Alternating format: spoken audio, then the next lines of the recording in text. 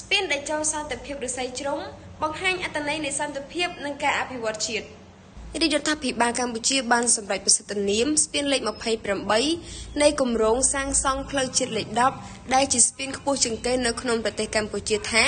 ស្ពានសម្ដេចតេជោសន្តិភាពឫស្សីជ្រុំស្ពាននេះបានបើកឲ្យប្រជាពលរដ្ឋឆ្លងកាត់ជាអចិន្ត្រៃយ៍ចាប់តាំងពីថ្ងៃទី15ខែឧសភាឆ្នាំ2025មកម្លេះស្ពានលេខ28នេះមានកម្ពស់90ម៉ែត្រប្រវែងសរុប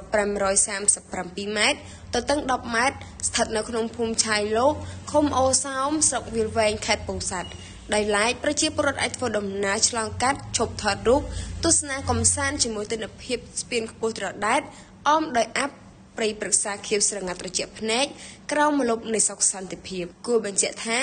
ការសម្រេចនេះផ្អែកលើការសម្រេចរបស់ក្រសួងសាធារណការនិងដឹកជញ្ជូននិងយោងតាមចំណារដ៏ខ្ពង់ខ្ពស់បំផុតរបស់សម្ដេចបវរធិបតីហ៊ុនម៉ាណែតនាយករដ្ឋមន្ត្រីនៃប្រជាជាតិកម្ពុជា